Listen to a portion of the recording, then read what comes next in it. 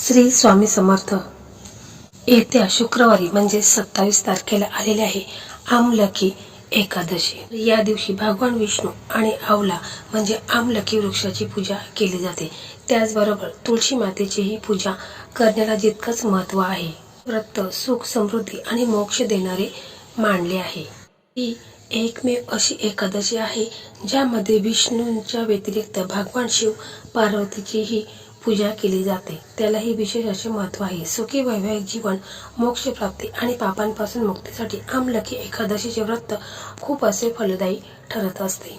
आमलकी एकादशीच्या दिवशी आवळ्याच्या झाडाची आणि श्री हरी विष्णूची पूजा केल्याने मोक्ष मिळतो असे मानले जाते. या दिवशी भगवान शंकर हे लग्नानंतर पहिल्यांदाच देवी पार्वतीला घेऊन काशीला आले, म्हणूनच या दिवशी महादेवाला गुलाल अर्पण केला जातो. पद्य पुराणात आमलकी एकादशीचे व्रत जो कोणी मनाभावाने श्रद्धेने करेल, त्याचप्रमाणे तुळशी मातेची पूजा करेल, त्याच्या सर्व मनोकामना इच्छा देखील पूर्ण होत असतात. परंतु त्या कोणत्याही इच्छा असू द्या, तुमच्या लग्नासंदर्भात असू द्या किंवा तुमच्या नोकरीबाबत असू द्या किंवा तुमच्या बिझनेसबाबत असू द्या, कोणत्याही इच्छा असेल तर त्या तात्काळ पूर्ण होतात. खूप अशी प्रभावी ही सेवा आहे. या दिवशी तुम्ही व्रत केले तर तुमच्या मनातील सर्व इच्छा पूर्ण होत असतात.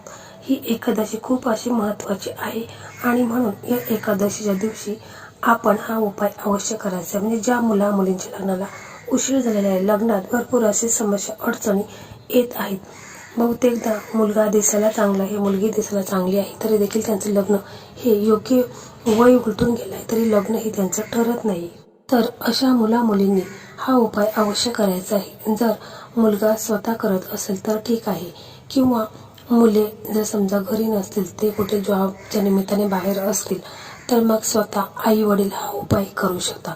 उपाय एकदम साधा आणि सोपा उपाय आहे.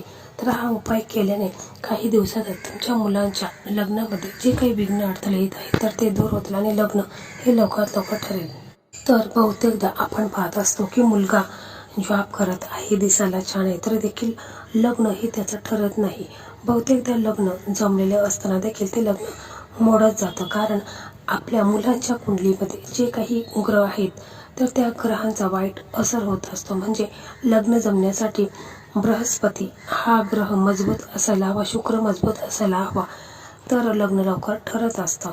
तर हा उपाय केल्याने मुलांच्या कुंडलीतील बृहस्पती आहे आणि शुक्र आहे तर तो मजबूत होईल आणि लग्न हे लवकरात लवकर ठरून जाईल. तर अशाच लग्नासंदर्भात व्हिडिओ आपल्या चॅनलवरती अपलोड झालेले आहेत. तुम्ही आपल्या चॅनलवरती जायचं आहे. प्लेलिस्टमध्ये लग्नासंदर्भात भरपूर व्हिडिओ आहेत, ज्यामध्ये बऱ्याच मुला मुलींची लग्न देखील ठरलेली आहेत. त्यांनी मला कमेंट देखील केलेली आहे, तर ते व्हिडिओ देखील तुम्ही पाहू शकता. तर या उपायासाठी आपल्याला एक आवळा लागणार आहे. बाजारामध्ये सहज तुम्हाला मिळेल. तर आपल्याला आदल्या दिवशी एक आवळा आणायचा आहे आणि तो आवळा आणल्यानंतर आपण काय करायचं आहे की आपल्याकडे एक सुरी घ्यायची आहे आणि त्या आवळ्याला आपल्याला मधून गोल कट करून घ्यायचा आहे. म्हणजे तो आवळा आपण व्यवस्थितपणे मध्ये असा गोल आकाराने त्याला कट करून घ्यायचा आहे. आतमध्ये जी बी लागणार आहे तर ती तशीच ठेवायची आहे, ती काढायची नाही. आपल्याला आवळ्याला दिव्याचा आकार द्यायचा आहे. असा व्यवस्थितपणे कट करून घ्यायचा आहे. मग त्याच्यानंतर आपण एक वात घ्यायची आहे. म्हणजे आपल्याला गोल वात लागणार आहे. वातीचे दोन प्रकार असतात, एक लांब वात आणि एक गोल वात असते. तर गोल वात आपल्याला घ्यायची आहे, ती आपण तुपामध्ये भिजत ठेवायची आहे. गोल वात आहे तर ती तुपामध्ये भिजत ठेवायची आहे आणि त्याच्यानंतर ती भिजल्यानंतर त्या आवळ्यामध्ये आपल्याला व्यवस्थित ती गोल वात ठेवायची आहे आणि मग तो आपण दिवा प्रज्वलित करायचा आहे. तर हा उपाय करत असताना आपण स्वच्छ स्नान वगैरे करून घ्यायचं आहे. शक्य असेल तर तुम्ही पिवळे कपडे हे अवश्य परिधान करा. सकाळी आंघोळीच्या पाण्यामध्ये चिमूटभर हळद टाका आणि या दिवशी हळदीचा टिळा कपाळी लावायचा आहे. आणि मग त्याच्यानंतर आपण हा उपाय आहे तर हा उपाय संध्याकाळी करायचा आहे. तिन्ही संध्येच्या वेळेस हा उपाय करायचा आहे. त्याच्यानंतर प्रथम आपण आपल्या देवघरामध्ये एक दिवा लावायचा आहे, अगरबत्ती लावायची आहे आणि मग त्याच्यानंतर आपण हा दिवा घेऊन तुळशी मातेसमोर जायचं आहे. जर तुमच्याकडे तुळस नसेल तर मग तुम्ही कोणत्याही मंदिरामध्ये तुळस सहजच असते, मग मंदिरामध्ये घेऊन जाऊ शकता.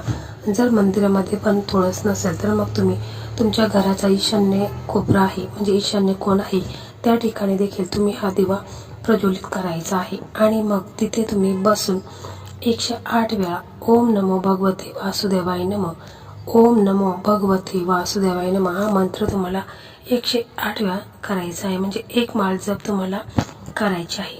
जर तुम्हाला इतका वेळ नसेल तर मग तुम्ही 21 वेळा म्हटलं तरी देखील चालेल. परंतु जर तुम्ही एक माळ पूर्ण जप केला तर त्याचा जास्तीत जास्त असर हा होईल. आणि मग तुळशी मातेसमोर तुम्ही हा उपाय करत असाल तर मग आई जर करत असेल उपाय मुलांसाठी तर तिने असं बोलायचं आहे की माझ्या मुलांच्या कुंडलीमध्ये जे काही दोष आहेत त्यांचं लग्न हे ठरत नाही किंवा लग्नामध्ये भरपूर अडचणी समस्या येत आहे तर त्या दूर होऊन माझ्या मुलांचं लग्न हे लवकरात लवकर ठरून जाऊ दे असं आईने म्हणायचं आहे. किंवा मुलं करत असेल तर मुलांनी स्वतः देखील अशा प्रकारेच बोलायचं आहे. आणि हा जो दिवा आहे तर तो तुळशी मातेसमोर ठेवायचा आहे.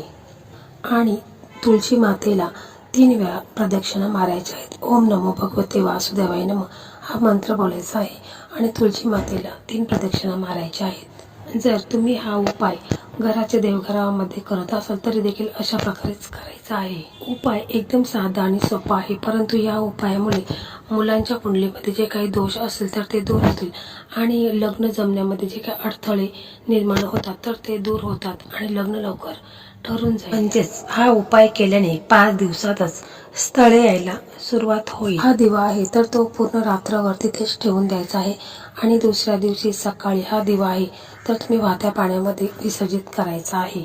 हा उपाय करत असताना मनामध्ये पूर्ण विश्वास असायला हवा. कोणताही उपाय करत असताना मनामध्ये श्रद्धा असणे फार गरजेचं आहे. मनामध्ये किंतु परंतु आला तर तो उपाय यशस्वी होत नाही. म्हणून कोणताही उपाय करताना पूर्ण विश्वासाने करा तरच त्याचा तुम्हाला 100% लाभ होईल. तर मंडळी अशा प्रकारे आजचा हा व्हिडिओ होता. हा व्हिडिओ तुम्हाला कसा वाटला कमेंटमध्ये नक्की सांगा. व्हिडिओ आवडला तर व्हिडिओला लाईक करा, शेअर करा आणि चॅनलला सबस्क्राईब करा. धन्यवाद.